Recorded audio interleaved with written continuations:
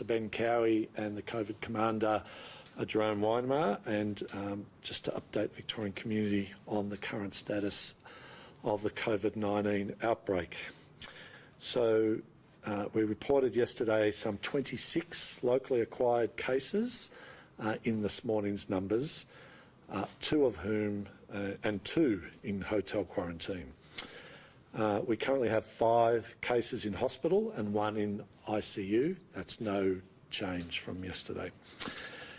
That makes in total, over the last 10 days, 133 cases associated with this outbreak to date as a result of the Sydney incursion of COVID-19. 24 of the 26 cases reported today were in quarantine for their entire infectious period, and the COVID commander will speak in more detail about these cases. 3 days ago, some 6% of the daily cases were isolating for the entirety of their infectious period. Yesterday, that was 73%, and today it's 92%. This shows that our combination of measures that have put together in our public health toolkit are starting to work in the direction that we want and are giving our contact tracers the time and the resources and the opportunity they need to get ahead of this virus. Of the remaining 2 that weren't infectious during their entire period, one of the exposures was limited to a single transaction at a petrol station in regional Victoria as they made their way back to metropolitan Melbourne to isolate, and that person did an outstanding job in following all the required measures to minimise transmission. The other is a new case related to the Amy Park matters and was in the community for 1 day in their infectious period. The COVID commander will go into more detail as to the public health team's identification of that case and the implications, but that is the case that visited the Paran Market and the Market Lane coffee location last Saturday morning between 9:40 a.m. and 11:15 a.m. These 2 locations have now been listed as Tier 1 sites this morning, and we use this opportunity to reach out to the over 900 people who checked into those venues under the QR code system. The advice is very clear. Victorians know how this system works now. If you were there during these times, you must immediately isolate, you must get tested, and you have to quarantine for 14 days following that exposure. We're doing what we can to limit the movement of people with the help of all Victorians during this lockdown, and the fact that we've had the Victorian population so supportive of those restrictions of movements, we remain confident that we can still get ahead of this. But please, if you were at the Paran Market during that period of time last Saturday morning, you need to get tested, you need to isolate for the 14 days from that exposure period, and you need to do so immediately. But as today's numbers show, there may well still be further cases out there in the community, and we have to work on that basis until we run down every single case. And that is why our testing numbers continue to be so important.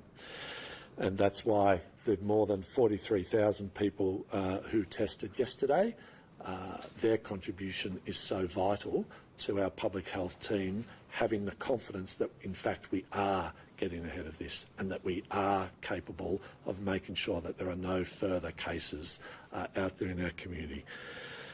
And can I also thank the now more than 19,000 people who are isolating as primary close contacts for the hard work that they are doing in also working with our public health team and all Victorians in keeping us all safe. We have a high number of people in isolation from both Amy Park and the MCG exposure sites in particular, and I want to thank those people for doing the right thing. particularly when it comes to the MCG in coming days.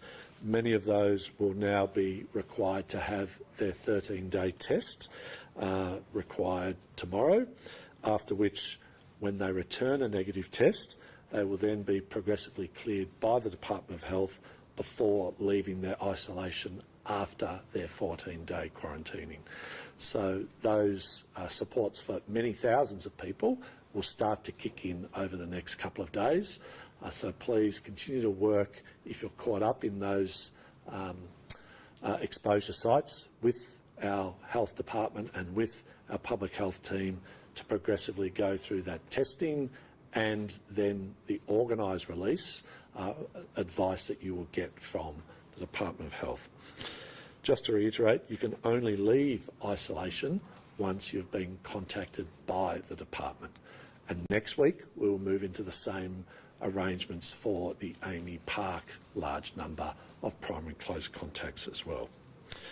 So the case today and the exposure sites at the Prahran market all show us just how important it is that we all, if we're caught up by this, monitor and stick to the 14-day period.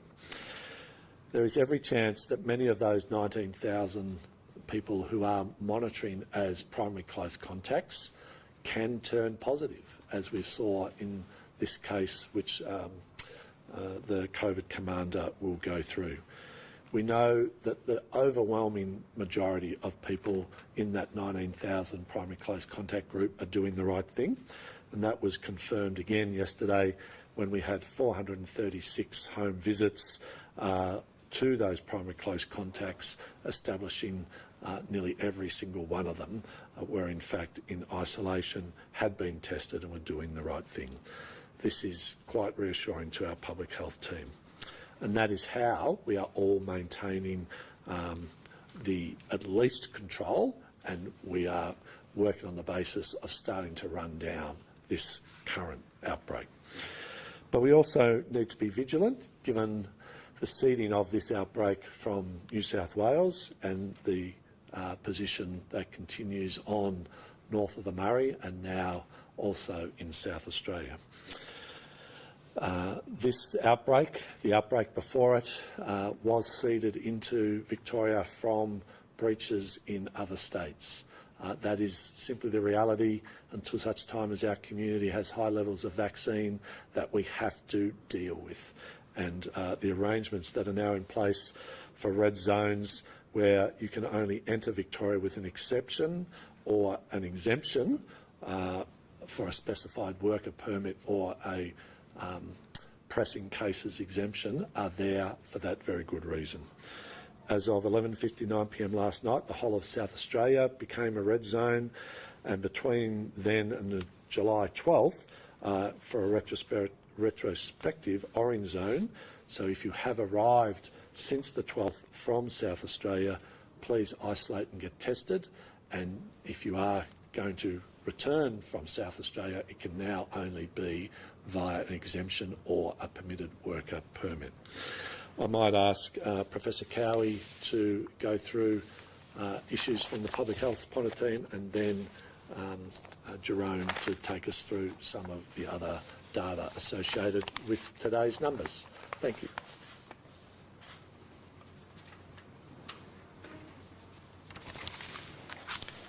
Thank you very much, Minister, and good morning. So I'd like to start by backing up what Minister Foley has just said about people doing the right thing and helping us to combat this virus. All of us, every member of the Victorian community, following these lockdown restrictions is really important. Close contacts staying in isolation throughout their infectious period is also critically important. We've seen today that when a case was notified, they immediately travelled back home from regional Victoria into isolation as required, and they only made that one stop for petrol, had limited contact with staff, and even disinfected the credit card that they were using before handing it over. These are the types of COVID-safe behaviours that limit the spread of the virus and that keep all of us safe, our families, our friends, and indeed the entire community. The interstate incursions of COVID-19 show that only when we are properly protected, the only way we can be properly protected is to be vaccinated when we're eligible. So there are some vaccine locations which are currently experiencing high demand and appointments are booked out. If your local vaccination centre is booked out, look for appointments in surrounding suburbs, as they may have better short-term availability. Critically, there are still appointments available in many centres for second doses of Pfizer vaccine and AstraZeneca vaccine. And we know that many second dose bookings are now due, including for those who received Pfizer vaccine in recent weeks. I really urge everyone to finish the job and go and get that second dose of vaccine, because we know from data overseas that, including for the Delta variant, that second dose of vaccine is so important at protecting against infection, but even more importantly, for both Pfizer and AstraZeneca vaccine, greater than 90% protection against severe illness or hospitalisation. So please do go and get your second dose. All healthcare workers, hotel quarantine and international border workers and their household contacts aged 16 years of over for hotel quarantine and border workers, plus residential aged and disability care workers and residents now have priority access in Victoria for Pfizer vaccine. So we've prioritised 10,000 Pfizer appointments next week for these groups, and we still have plenty of capacity for AstraZeneca. But we know that not everybody in Victoria can easily get to a high-volume vaccination centre or even to their local GP. People without secure home arrangements, people with limited access to transport, and generally having difficulties in accessing the latest health information. These are real struggles facing vulnerable members of the Victorian community. So our focus now is to remove remaining barriers that may prevent someone from being vaccinated. One of the ways we're doing that is by bringing pop-up vaccination sites directly to services operated by community health organisations. And this includes homelessness services, drop-in centres, crisis accommodation facilities and rooming houses. And we're starting in the Melbourne CBD, Collingwood and Footscray. Each of these vaccination teams will include 2 community health nurses, a social worker and a peer worker who has experienced homelessness, with clinics having the capacity to vaccinate 40 people a day. There'll be dozens more pop-up sites in the weeks ahead across Melbourne's inner north, inner west and in the CBD. The network is led by IPC Health in partnership with CoHealth, DPV Health, Each and Star Health, all being community health centres that have done such fantastic work supporting our community throughout the COVID pandemic. So Victoria, as a state, has been leading the country on vaccinations, and we really also want to be in the place of leading the way on taking vaccinations to those at greatest risk in our community. And I might hand over to Jerome now to take us through some more details. Thanks, Jerome. Thanks, Ben, and good morning. 26 new community cases today here in Victoria, making a total of 133 positive cases of COVID as part of this community outbreak. We're now on day 11. 4 of those community cases are currently in hospital, and there is 1 CQV international arrival who's also in hospital. And of course, we wish all those in hospital all the best with their recovery and ongoing care. Just over 19,000 primary close contacts across the community outbreak. On the back of 43,604 tests. I'm pleased to report that just over 90% of those tests came back within 24 hours, and just under 98% of them came back within the day. And my thanks again to the pathology teams for the work they're doing to keep those numbers so high. And my thanks to everybody who's part of that testing programme to keep us sighted on where the virus is moving in our community. I'll run through the new cases today with a bit of detail and then go through to the different exposure sites we've been talking about. So of the 26 new community cases today, 7 are linked to Trinity Grammar. That includes 2 staff members, 1 student and 4 onward household contacts. We have 6 of the new cases today associated with Miss Frankie's. That's 1 staff member, 3 patrons who visited on the 13th, 1 customer who visited on the 15th and 1 onward household contact. That's a total of 13 cases. We have 2 cases linked to the Phillip Island outbreak. You remember a group of friends who travelled around the island. One of them is the final member of that group, so all members of that group are now COVID positive, and 1 onward household contact. That takes us to 15.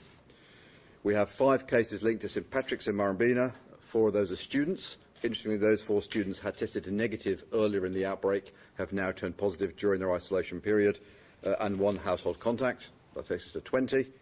We have a household contact linked to an MCG case, it's 21, and 2 household contacts of the index case in Mildura, the individual who came to the football 10 days ago.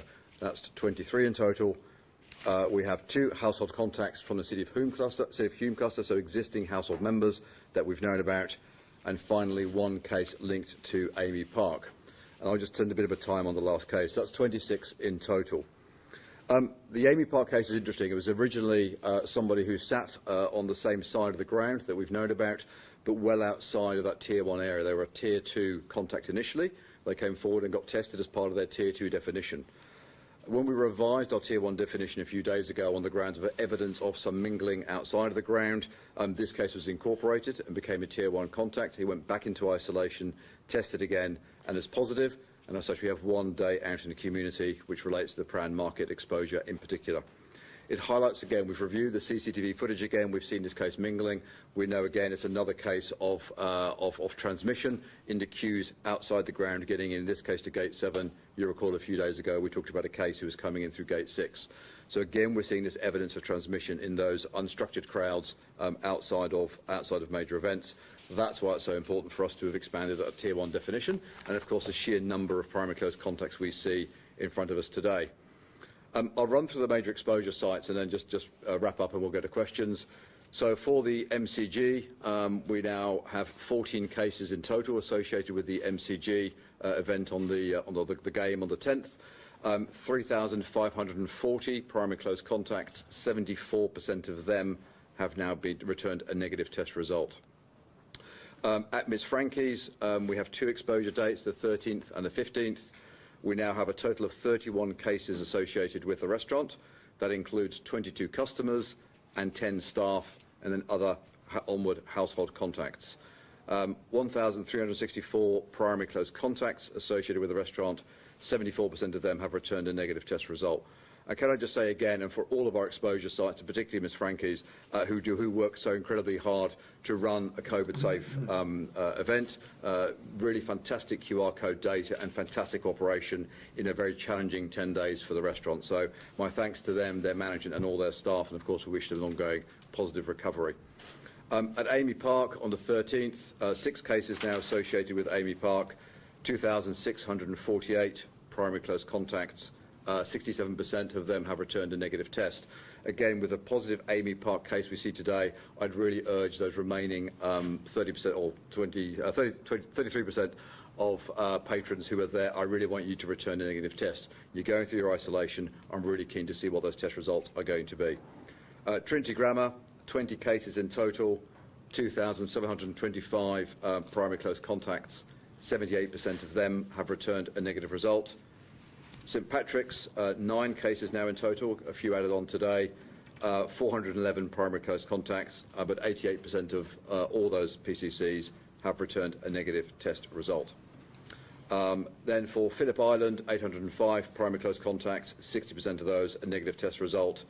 The Coolaroo community outbreak, 14 cases now in total across 5 different households, 450 primary close contacts, 2/3 of them have returned a negative test result. And then finally, Mildura, the community outbreak there. Again, a fantastic effort by the Mildura community. Over 3,000 tests undertaken in the last few days. We've identified now a total of 4 positive cases, so the original index case and 3 of their household members. Obviously, we continue to support the wider community as we complete that testing programme over the next few days. Pleasingly, at the Ariel apartment complex, we've seen no new positive cases associated with that in the last 7 days. And at Bacchus Marsh Grammar, again, no new cases over the last couple of days, so good to see those holding stable. In terms of vaccination, 16 of our positive cases have been partially vaccinated and 5 have been fully vaccinated. And what's really good to see is that all of those who've been vaccinated, either partially or fully, they're either asymptomatic or they've got very mild symptoms.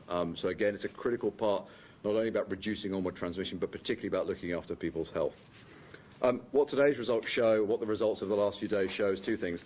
One is that I think, as Ben has said, we've got a very large net around this outbreak. We have a large number of PCCs, and that isolation is so important. It is not just in the first few days that people are testing positive. We have people who are in those 18,000, 19,000 PCCs who are testing positive a second time around after a week or after 8 or 9 days. So that sustain that isolation is critically important for the full length of your isolation period. And you will be released by the Department of Health. Please do not release yourself on the grounds that you think you feel okay. We have to sustain that isolation. That is how we'll stay and get on top of this remainders of this outbreak. We are now starting our day 13 testing, so side of how time is moving on. Day 13 testing is now starting for aerial apartments. We'll of course be going through the MCG wave over the weekend in terms of getting their day 13 tests. So again, as you come close to your day 13 test, you'll be reminded by us, but please come forward and get those tests done so we can then get you negative test result and get you released from your isolation period. And finally, my thanks to the many carers and support people working behind the scenes to support, particularly the people who are in isolation, the people in hospital, and who are just caring for others in the community. This is a really challenging time for so many of us, and particularly for people who are going through the hard yards of isolation. If you are providing support to people in isolation, please do so in a COVID-safe way. Please be very, very careful. We cannot afford any further spread of this virus into other parts of the community. So please, if you're providing support, that's fantastic. If you need assistance about how to do that safely, please speak to us and we'll ensure that it gets to the right people. With that, we'll take questions. Thank you, Richard. You mentioned you're not getting near 100% returns of tests from places like the MCG and Amy Park. Is there any reason being given, or do you need to start taking tests to these people to get done in their doorway?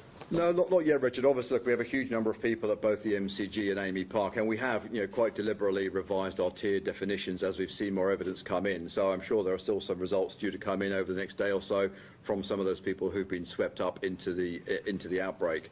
And look, people are required to do the isolation. The isolation is the most important thing. We're very keen that people get tested promptly so we can see what those results are. It's entirely possible, Rich, that people would have been put off maybe 2 or 3 days ago by long testing queues. Yesterday, our average wait times were under 45 minutes across the network. Again, we're having a very steady day today. So today is a good opportunity to go and get tested if you haven't done it yet. Are you having some cases, I think in St Pat's and Murrumbina, that some parents are refusing to get tests because of concerns over the testing process? How much of a frustration is that? Not for me. So certainly if I look at the numbers we're getting back from the schools, we're seeing really healthy testing results come back. St Patrick's, 88% of those have returned a negative test result. That's a really high number.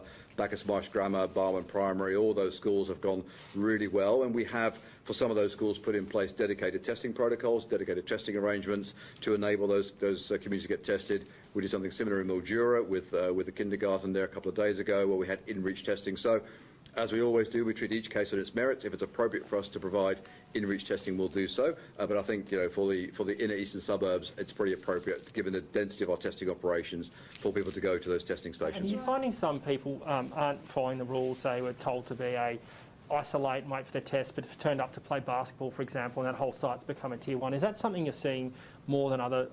No, if anything, Richard, I think what we're seeing is a fantastically high level of compliance, both with the isolation protocols in particular, but also with people getting tested. These numbers are really strong, given the number of PCCs we've got.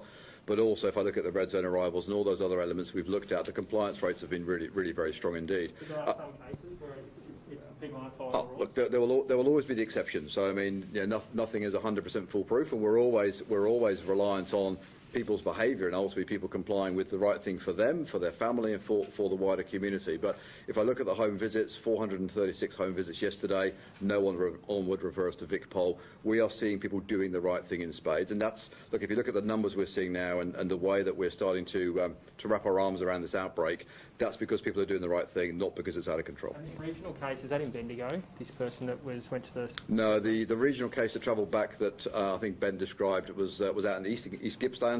So they were coming back. It's one of the Trinity Grammar cases. They were travelling back when they got the message to go into isolation. They made that one brief stop to get fuel for understandable reasons. Exemplary COVID-safe behaviours. The team checked the CCTV last night, I think, to make sure they were doing it in the right way.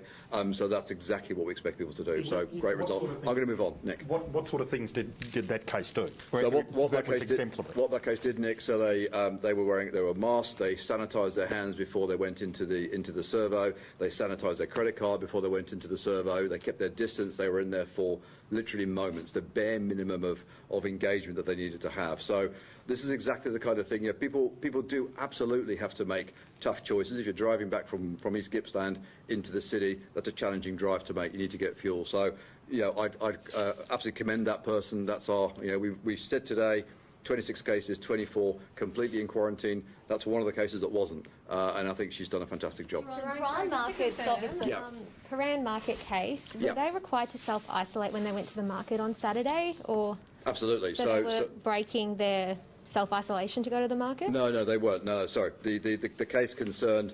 This is the Amy Park case. So they were originally a Tier 2 contact. They returned a negative test on the 16th. They were then freed from their Tier 2 isolation. It's test and release.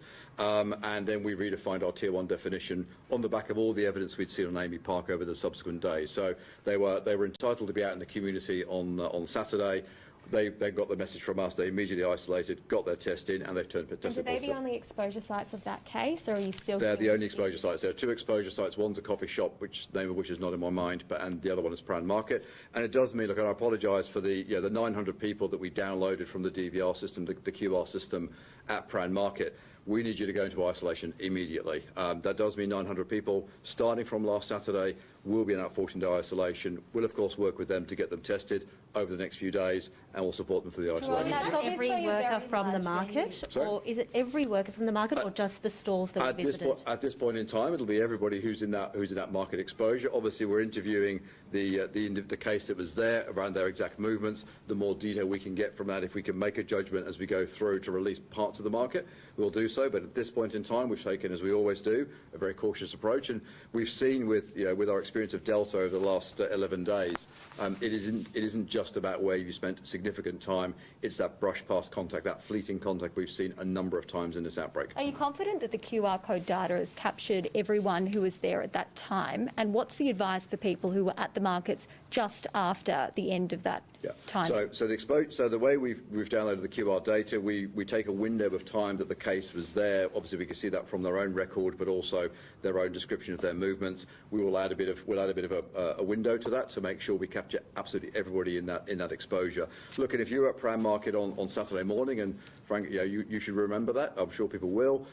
If you did not log in with your QR code system, then you need to isolate. If you've not received a message from us yet, and you're at that market on Saturday morning, you need to isolate and contact us, and we'll work with you to support you through the ISO period. The Amy Park change in tiers, Jerome, you talk about mingling. Yeah. Is that the crowds outside at the start of the match to get in? That's right, yes, Paul. So we've only had two cases now where we've seen likely transmission outside of the ground on the way in before the game. So one was an individual who was queuing outside Gate 6, and we've all seen the CCTV. We've all seen the mobile phone footage of what it looked like. It was a pretty busy crowd outside. It took a while for them to clear through.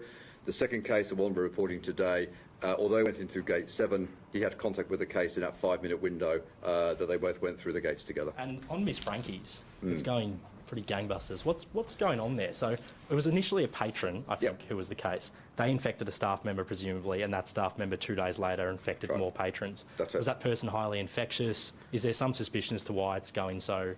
No, look, I think this is not, different variant, but not dissimilar to what we saw in Black Rock all the way back at the start of the year. So we have a restaurant. We have people spending significant time in a restaurant. It's a very good restaurant by all accounts. What we saw was the case that's associated with Trinity Grammar.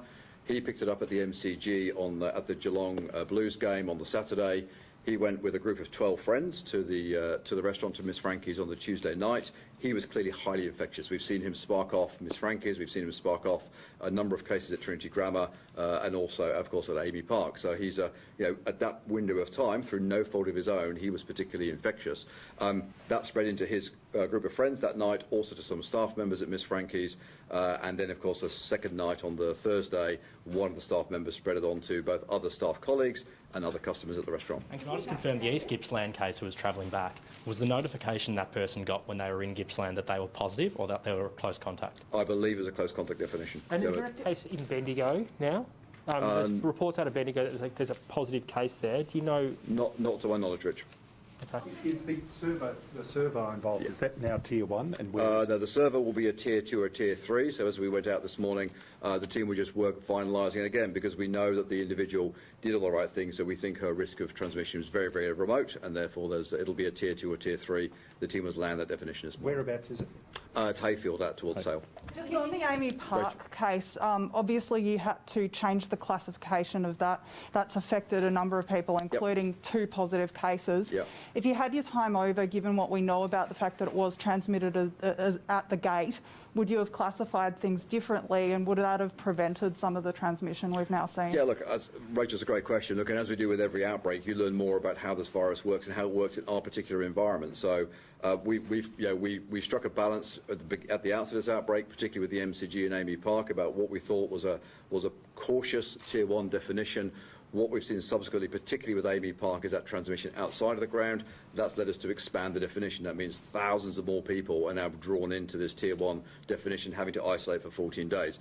It's not a decision we make lightly. So when we ask you to isolate for 14 days, and that's a significant pressure to put on people, we do it for all the right reasons. And what we've had to do with Amy and MCG is broaden that out as we've seen more transmission outside of that tier 1 zone. Just on exposure sites, since 8 p.m. last night, I think we've had 16 sites listed all over Melbourne, as well as in Mildura.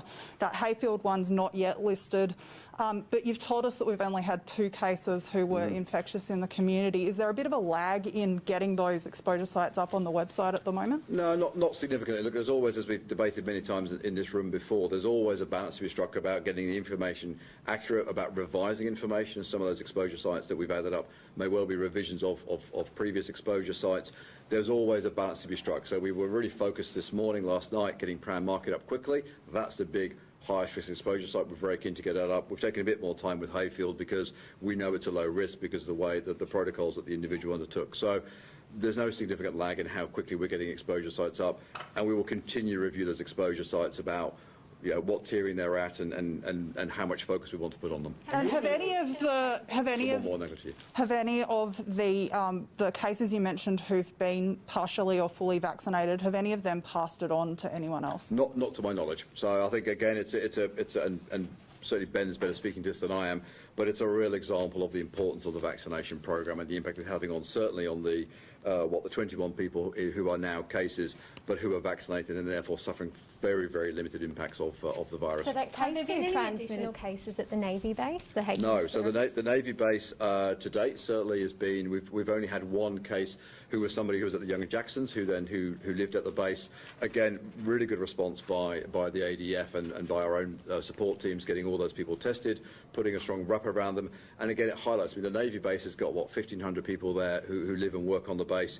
Because of the effective bubbling arrangements and controls on that base, we've not seen an onward spread. So that's a real receipt. Cases from the pub that hosted the Euro final, given the footage we've seen from there, yelling, screaming, shouting, whatever, and the infections we've had at Miss Frankie, that shows how transmissible it is. Are you concerned we're not capturing everyone who was at that pub that night? No. At Crafty Squire, we've got over 75% or so negative test results back for the people who were there. There were 450 people who were recorded as being there. It was a ticketed event, so we're really confident that we've caught all the people there. And we've had 1 case of onward transmission at Crafty Squire. What we also know, of course, is that the case who was there, again, it was our Trinity Grammar case who was there, the same chap who went to Miss Frankie's, Amy's, etc. He was very early in his infection, so he'd only been there 30 hours after he picked it up at the MCG. So his likely infectivity was much lower than it was 24 hours later when he went to the rugby and to Miss Frankie's. What are you doing about the other 25%? Rich? What are you doing about the other 25% of people at the Crafty Squire who haven't returned a test? So we continue to chase. So people who don't return a negative test, we continue to chase them. Do you know who they Well, not by name, Rich. Well, does the authorities, do you know who these people are? Yes, we do. We do. Yes. So we know. Again, I go back to my 18,000, 19,000 number. We know who these people are. We have communication with them. We have. We're making 5,000 phone calls a day at the moment towards our primary close contacts to advise them, to check in how they are, to advise them of their status, to make sure they're isolating properly, to make sure they've got no questions, and they're coming up for their day 13 tests. People are not legally obliged to get a test at the beginning of their isolation period. Some people choose to wait to their day 13 test, but you have to clear a day 13 test before you can be released from isolation. So that's a pretty big incentive to get those day 13 tests done. Is that highly infectious not vaccinated at all? No. Do you believe that's had a big impact on the fact that he's been overly infectious? I'm certainly not qualified to comment on that, but he was not vaccinated. Are you aware of reports that a aged care home in Sale has gone into lockdown? I'm aware of that. I think it's a close contact definition, but I don't have any more details than that at this point in time. But there's no, as of this morning, there's no evidence of transmission at the site. But it's a precautionary step, given of course how important those settings are to us. Back on the primary close contacts, for those who maybe failed to check in or for other reasons didn't have the tickets ordered through their name, how are you getting in touch with them? A few that we've spoken to who have been told to isolate by friends, for example, can't get through on the hotline. It's just taking them too long. So what should they do? So look, I think anybody who's this is again the Bush Telegraph is an exceptionally important backup to all of this. So we rely upon QR code data. We rely with those major ticketed events on ticketing information. That's why we've worked so closely with organisations like the AFL and Marvel and AAMI and so on, that they provide, that people who are buying tickets provide contact information so we can get hold of people directly. Well, that's why there are QR codes everywhere, so we can get hold of you directly and not have to rely upon intermediaries. But for those who are out with that system, we absolutely do. We ask you to call in. Some of those phone lines are busy, absolutely. We have to ask you to be persistent and to keep trying. We are, of course, in our outbound call program, as we get to whoever your friend is who does have those tickets and who's giving you the information, they'll give that information to us and we'll get hold of you that way. There are people at both the F45 class and the Precinct Hotel in Richmond who, after several days of going into isolation themselves just because they saw the exposure site, still haven't been contacted. Is that just par for the course when there's this many close contacts? It will just take a while? Oh, look, things can take some time, Paul. I mean, absolutely. Again, if they've registered with their QR code system, they'll have been contacted within hours, because we get those messages out, we get those calls moving. That's the way we get hold of people. It is very true that, look, we're not, when you've got 18, 19,000 primary close contacts, we don't have the capacity to spend hours on the phone with each individual case, talking about every dot and comma. So we are, we've been through this now for 18 months as Victorians. We are expecting people to have general familiarity around when you're being asked to isolate, you isolate. You know what isolation means. You know how to go and get tested. You know what day 13 tests operate as. So we are asking people to work with us on that front. There's a heap of information on our website, and there's a lot of information we provide to our primary close contacts.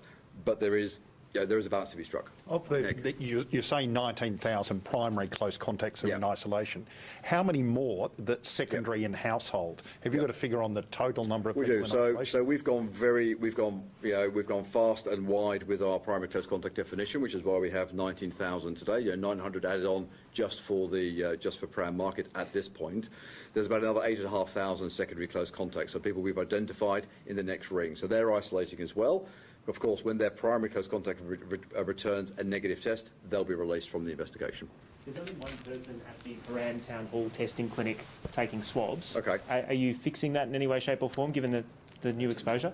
So we've got, it's a GP respiratory clinic. Of course, we've got two sites near there. We've got the Alfred, which has been busy this morning, and I'd expect that to be a busy site.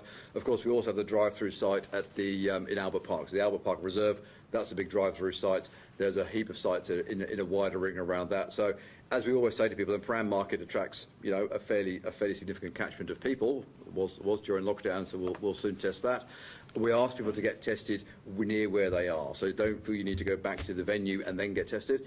Go get tested to the closest place to you at this point in time. Yeah. As you said, there's about 27,000 people totally in isolation, secondary contacts. Can you understand how they get quite angry when they look at, say, AFL footballers who have been to these Tier 1 and Tier 2 sites, but their contacts don't have to go into isolation?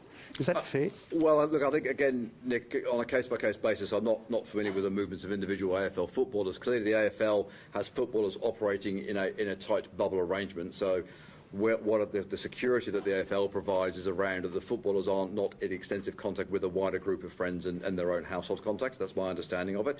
Clearly, if there's AFL footballers going to Amy Park who are spending time with their families and their friends, they'll be secondary close contacts just like anybody else. But not their teammates. Well, it depends how much contact they've had with their teammates and the testing protocols they've got in place. Just with the cases in Mildura and you know it's a twin town, if you like, with Wentworth over the border. Are you encouraging New South Wales to put in sort of tougher restrictions on those border communities, or are you trying to, I guess, police that border even harsher?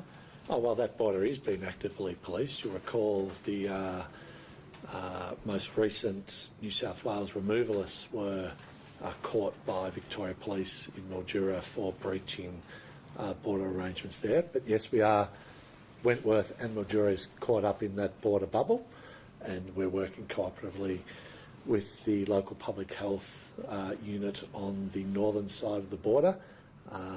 But our emphasis is clearly the Mildura and surrounding townships. Do you need to have a conversation with New South Wales about those twin towns, Albury-Wodonga? We do all the time. About whether one side both play by the same rules, essentially. Is that something that you're in discussions with?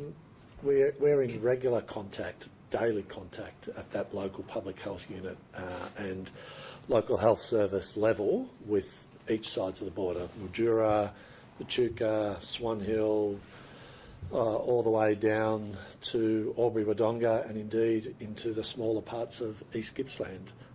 So there is close cooperation, but rest assured there is a stronger regime on the northern side of the border for your requirements to enter into Victoria, even if it is with those arrangements. Having said that, the bubble arrangements are working well, and one of the arrangements in regards to the bubble goes to access to health services either side, which is particularly important in Albury-Wodonga, given Albury-Wodonga Health has services on either side of the river. Minister Foley, the Prime Minister has made a public appeal for ATAGI to change its advice for AstraZeneca vaccines for those under 60. Given that there's a bigger risk of COVID now with these outbreaks, do you think that's appropriate? I saw the Prime Minister's comments. They did strike me as unusual. The Australian Technical Advisory Group on Immunisation is an advisory group, as is implicit in its name. And they are the most preeminent physicians and experts in their field, and they respond to the inquiries and the issues that governments put to them. So I've got nothing but praise and support for what ATAGI have been doing throughout this whole pandemic, and I just thought it was an unnecessary shot at professionals doing their job. We've heard from the New South Wales Premier that there's currently no one in intensive care who's had 2 doses of the vaccine, either of the vaccines. So do you think we should be taking AstraZeneca a bit seriously for those under 60? What's your advice? Well, I'm not a clinician. I would urge anyone who is excluded from the interpretation of the application of the ATAGI advice. You are excluded in terms of how the state delivers its services, but you are perfectly entitled to seek the support and the advice of your treating GP or other trusted primary healthcare provider if you are under 40 for that conversation around AZ. And as Professor Cowie indicated, today we are expanding the categories of people who can get Pfizer based on that risk matrix that has been agreed nationally as more Pfizer slowly becomes available. So my advice to people in the category that you've just referred to is speak to your trusted primary healthcare provider, and if that's what you land on, then by all means proceed. Just on the removalist advisory group, ATAGI, sorry. Is the point you're making that it was the PM and the federal cabinet was within its rights to reject or amend or go their own way after ATAGI provided the advice? Is that the point you're making? No. The point I'm making is that governments ask ATAGI for advice on how to respond within a framework that's set up around what their remit is. It's up to governments to work through what that advice that they seek is, and if there's further work to be done, rather than blame shift, work with ATAGI. ATAGI have always, in my limited dealings on throughout the course of this pandemic, been solution focused in their advice to government. If there's a problem, work through it with them. Don't blame them for doing their job. Do you think that their advice is too conservative? What do you think is the bigger risk for people aged under 60? I'm not an immunologist or a virologist. I have to take the advice of established national bodies that are built for this purpose. ATAGI has served Australia well for many, many years, and the current people on ATAGI operate in the constraints that their system of remit, their terms of reference, what governments ask them to do, that's what they do. If government has an issue with that, constructively engage with them. Seek a solution. Don't seek to blame people for doing their job. If we all did our job, we may not be in this position we are today with very low vaccine rates. And in terms of the removalists who created this issue, two questions. First of all, will they be fined and charged? And secondly, the Premier said anyone who breaks the rules will become famous. So will you name them and their company?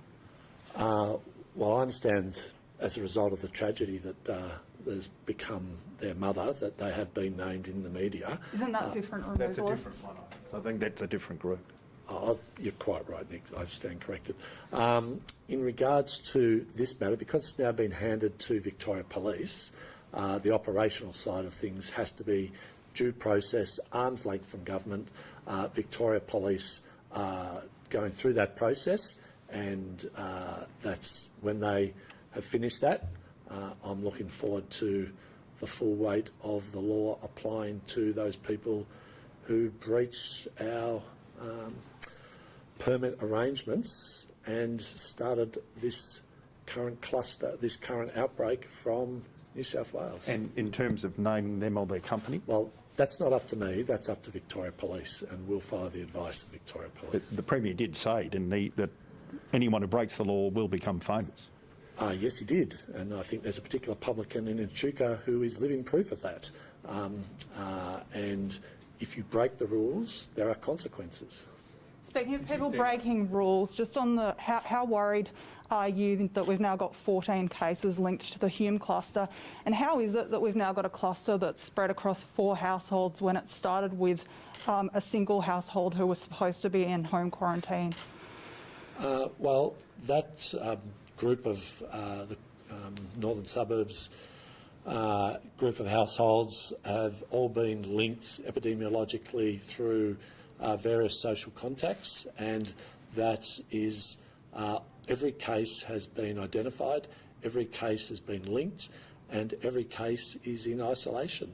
So that gives me some reassurance, and the communities of the northern suburbs have been through this before and are doing an outstanding job in their cooperation with both health providers, governments and our public health professionals. Clearly, if it's spread across 4 households, they weren't all in isolation during this. Well, as we indicated when I think this group first indicated, there have been some initial social contacts, and given the, I think it's referred to as the attack rate from households, we've seen this really move quickly within those identified households. So I'm quite reassured by the level of cooperation from the communities of the northern suburbs to be completely engaged and be upfront and engaged with our public health officials. And on the basis of that, I'm more than hopeful that together with the rest of the outbreaks, we've got our arms around this and that the continued work that thousands of Victorians are doing at the moment will allow us over the course of the next few days to not just keep up with the virus, but to get ahead of it, and that's our goal. Family was supposed to be in isolation after returning from New South Wales. One of them obviously went to that Coles. Yes. Are they being fined? No, I think this was addressed last week, early in the outbreak of this pandemic. They went to a petrol station and to a Coles. They readily shared that. There were some issues around that, but because there was a clear set of engagements around the forthcoming nature of those discussions, the ready provision of the information, I want to thank those linked households for their engagement. What that has shown that is if you engage with people early, directly and in good faith, you can respond quickly. And I think the community there have done a good job. But clearly this family were doing the wrong thing. We're not allowed to go out anywhere if you've come back from a red zone on a red zone permit. I think that family clearly breached the rule in terms of how it applied, but did so in a particular set of circumstances, in a particular set of arrangements, with no ill intent. The sad truth is that as a result of very close family contacts within that community, it is now spread across a number of households, all that are linked, all that have provided information readily, and all that have been epidemiologically linked together. And I thank them for their cooperation. So there could be consequences for the Echuca pub owner, but not the Hume family? Well, I think there's a difference between people readily providing information to public health officials who had permits, who understood particular arrangements, versus people who, for no good reason, deliberately, willfully breach public health orders and are advised not to. Go ahead and do so. It shouldn't be any shock to people that Victorian Police and the Liquor and Gaming Authority will take action that is appropriate. You've been pretty clear with why you're not pursuing the Coles breach, but there have evidently been breaches that have happened since then, given that since then it's spread to at least another 2 households, haven't there? Well, not that I'm directly aware of. What I am aware of is that there's a number of tightly linked families and community social links that have really spread this Delta variant very rapidly amongst that tightly knit group. And that just shows how fast this Delta variant works and can move. But that can't happen if they're all staying at home, can it? Well, it can't happen if they hadn't engaged directly. But when the engagements through the public health team are identified, they're all responded to quickly, and how the virus has moved across those linked households has been evidence of just how rapidly this Delta variant moves, particularly in domestic settings. But there's nothing. Look, I'm not going into particular circumstances, but a tightly knit group of social and family relationships has moved quickly across a number of linked households. Can I just ask on borders, Minister? You would have seen the opposition's call for quicker border closures in future outbreaks. Given the kind of community sentiment around lockdowns and the rapid speed that Delta moves, could you see a situation in which Victoria moves to a more WA-style hard border where at the whiff of an outbreak interstate, we shut up shop? I know there are huge downside consequences for border closures, but given the increased risk, is that something you could see? Well, what we lack is the nullable plain between us and our surrounding states. So there's a little bit of geography that plays in WA's favour there. In terms of the first issue, when I got up a couple of weekends ago and urged Victorians in New South Wales at the start of this outbreak in New South Wales to come home, I was roundly condemned by the Victorian Liberal opposition for scaremongering, for somehow or another bringing down the Australian Federation, and they were vitriolic in their condemnation. And now for the Leader of the Opposition to try to find an opportunity to fill a few column inches with whatever the issue of the day is, I will give that contribution the time it deserves, which is very little. And I will deal with the public health issues.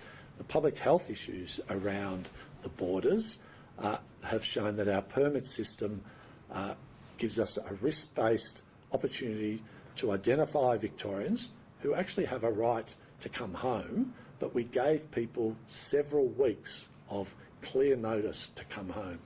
With the deteriorating situation in New South Wales, with the seeding of the virus from Sydney into Victoria, we've had to up those measures, and those measures are now in place, and they're pretty firm. And the Victoria Police reports show that they're pretty firm.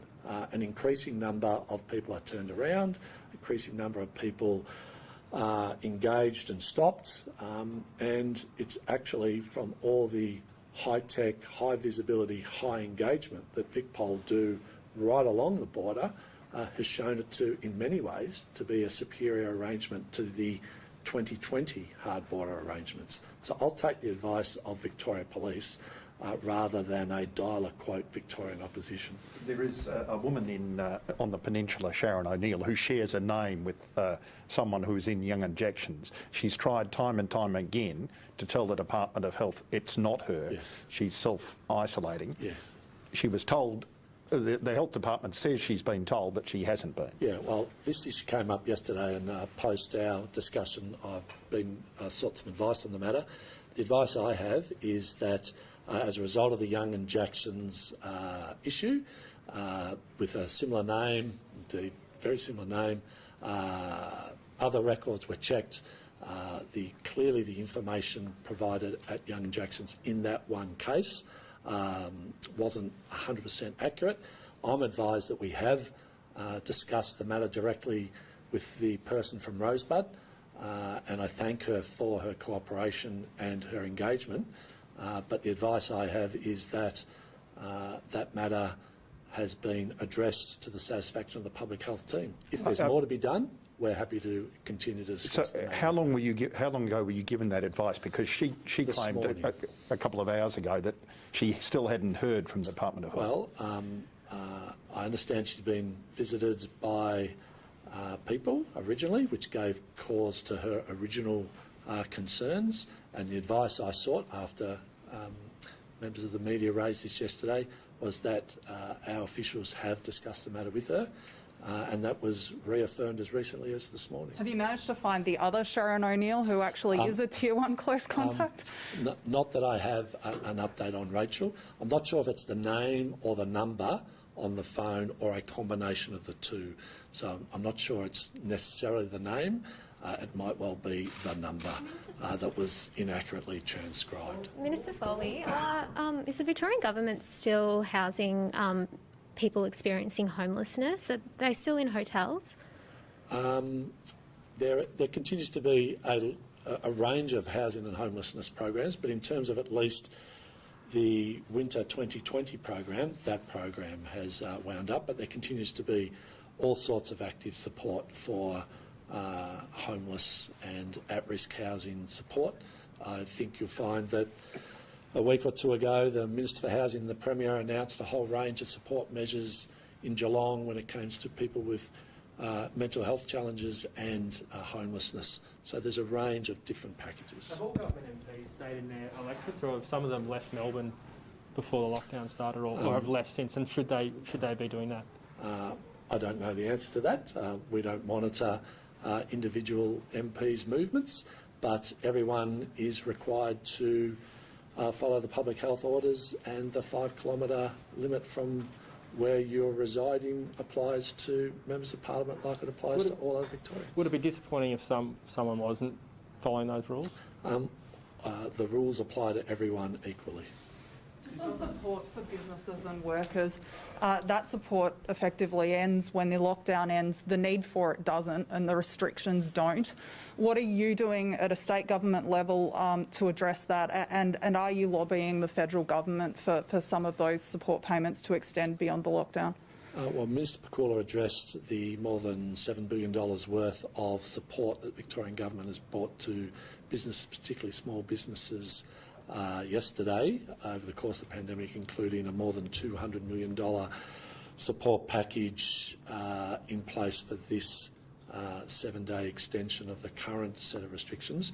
In regards to wider set of supports, I know that the Treasurer I know the Premier and I know that Minister Bakula and other economic development ministers are constantly in engagement with industry and their federal and interstate colleagues about making sure that we have a fit-for-purpose system of support for businesses, so when we are out of this, that as many businesses as possible can roar back as quickly as possible to make sure that jobs, livelihoods and businesses can endure well into 2022 and beyond. Do you mind if I ask Ben a couple of questions about the vaccine? Anything you like.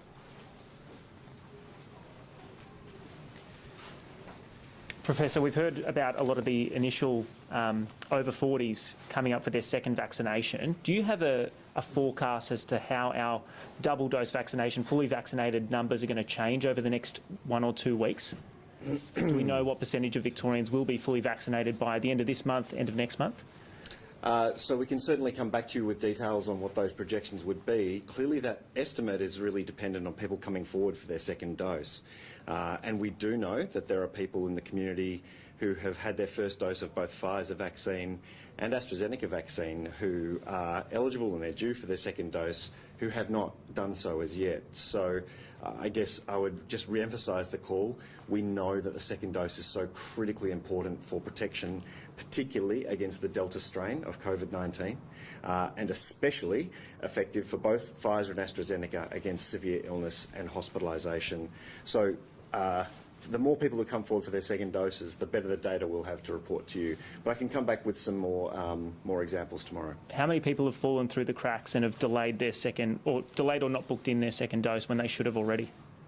Yeah, so the majority of people have come forward and had their second dose. Certainly, I think Victorians, many Victorians understand the importance of this, and this is really, the vaccination program is our way back to COVID normal and to really try and mitigate not just the effects of the virus on the community, but the necessity to have the restrictions in place, and we all understand that.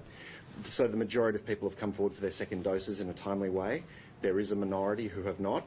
Really calling out to them, please, we are reserving second doses of both Pfizer and AstraZeneca for them, so please come forward and get vaccinated. It's the best time to do so. Is it dozens, hundreds, thousands who haven't booked in? I mean, what's the...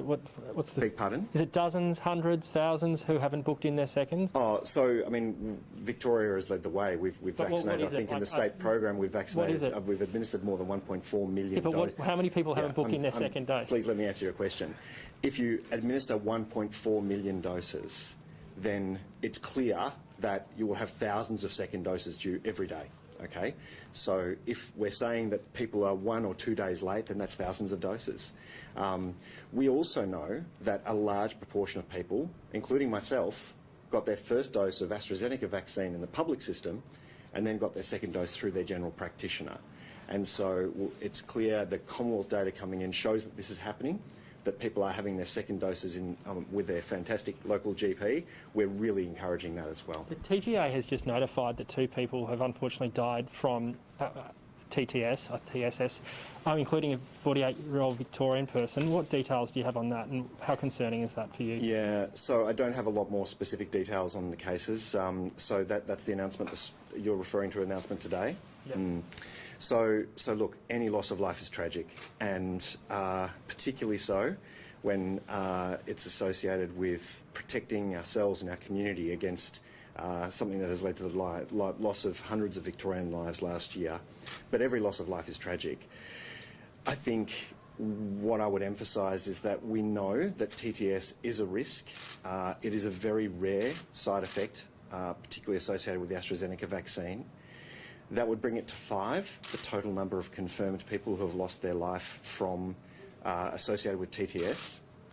And that's out of approximately 5.5 million doses of AstraZeneca vaccine administered so far nationally. So it is 1 in a million. 1 is too many. But really, what we're trying to achieve is a balance between that rare but serious side effect and the absolute fundamental good that is vaccinating our community against COVID-19. You said 1 is too many, but we've had 5. So for everyone under the age of 60 who's considering the AstraZeneca vaccine, or, for example, the Prime Minister pressuring Atagi to change its advice, what would your advice be?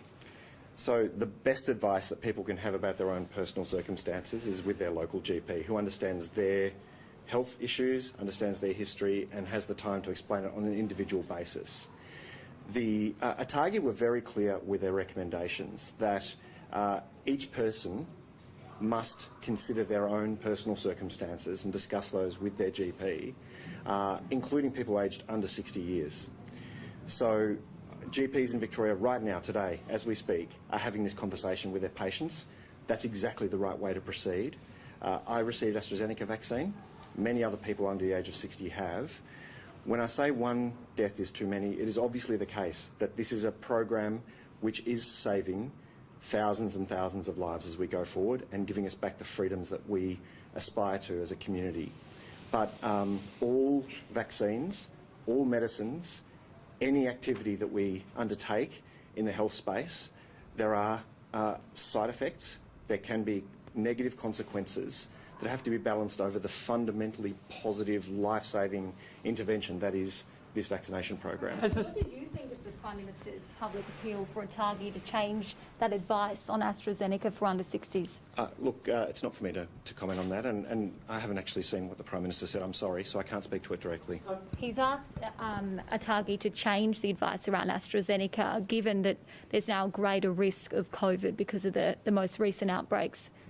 So if I could just briefly reflect on what Minister Foley said, and that is I have got many colleagues of whom I have the highest regard, and these are the best people to be providing this advice to the Commonwealth Government, to state governments and to us all, in fact.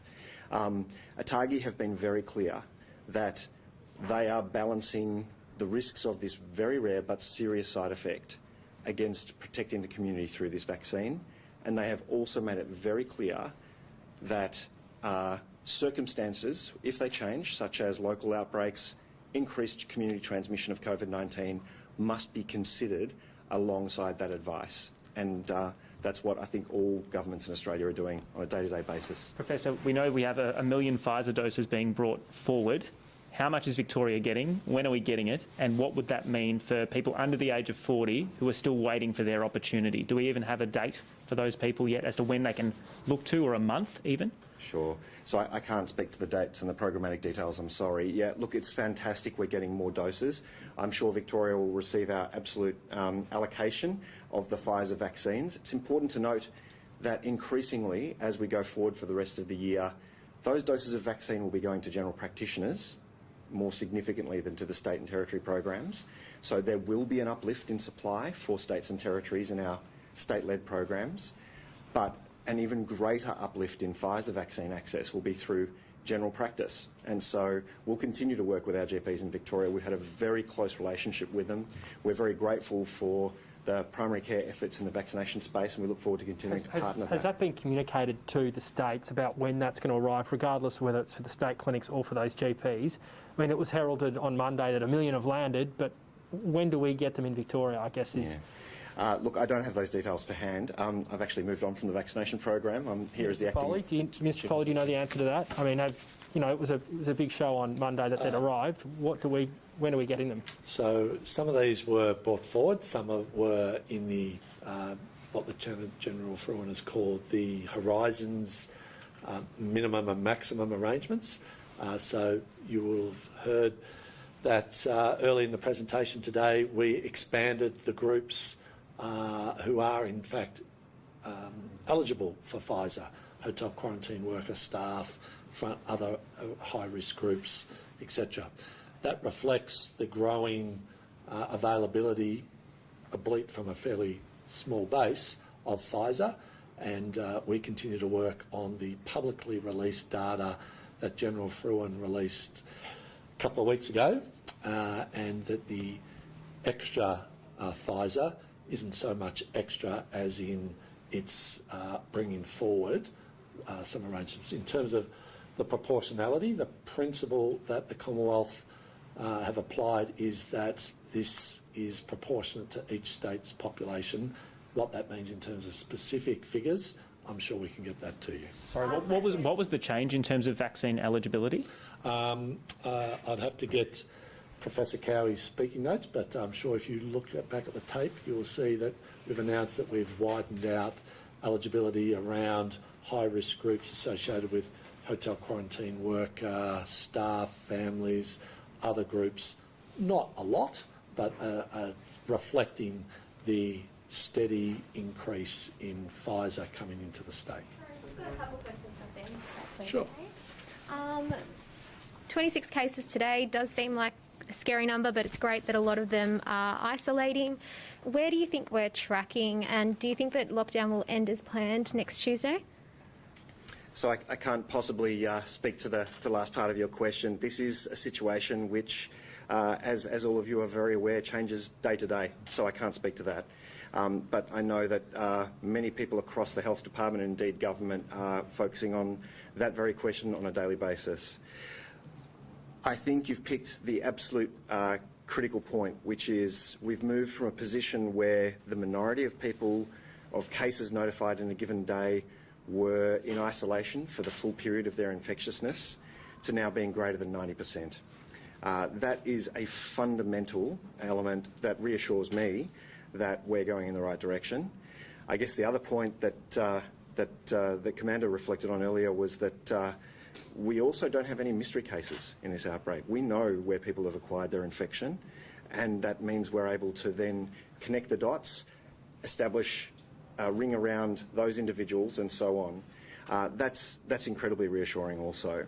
So whilst the absolute number, we want to see those numbers go down, we obviously do, perhaps of more import is that question about those who are actually in isolation for their full infectious period, because we know, as far as COVID's concerned, that's a dead end, and that's what we want it to be. So the Premier was saying at the start of the week that we were running side to side with this virus. Do you think we're ahead of it now? That's the way I'm feeling. I think that those metrics are really critical. And look, if I could just reflect again on what the Minister and what Jerome have both said, the Victorian community are doing an amazing job in this regard. No one likes living under the restrictions, but the level of support for them is just nothing short of heroic. So it's amazing what the community are doing.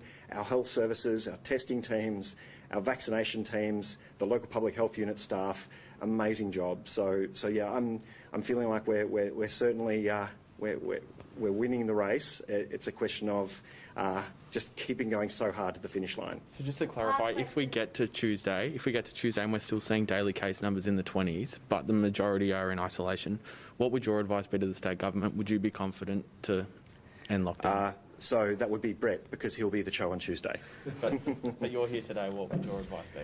So look, my view is that these are really important metrics, but we weigh so many different variables and considerations in this. I can't really speak to that at this point in time, but I can tell you that every day, those particular parameters, that increase in the proportion of isolation is incredibly reassuring, and that's where we want to be.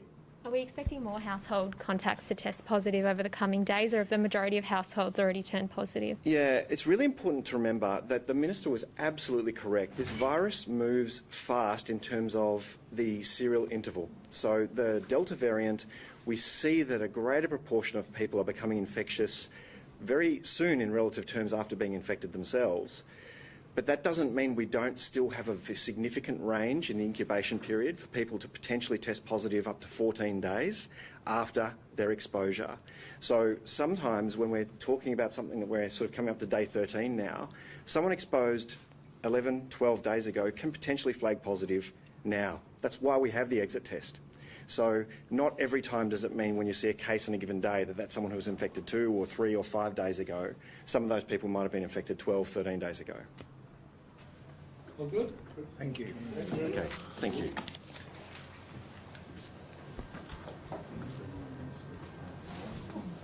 Jerome, just to clarify, no one extra going to that site no one extra going to that site in South Melbourne, Town Hall? Yeah. Not, it's a GP clinic. Just because we knew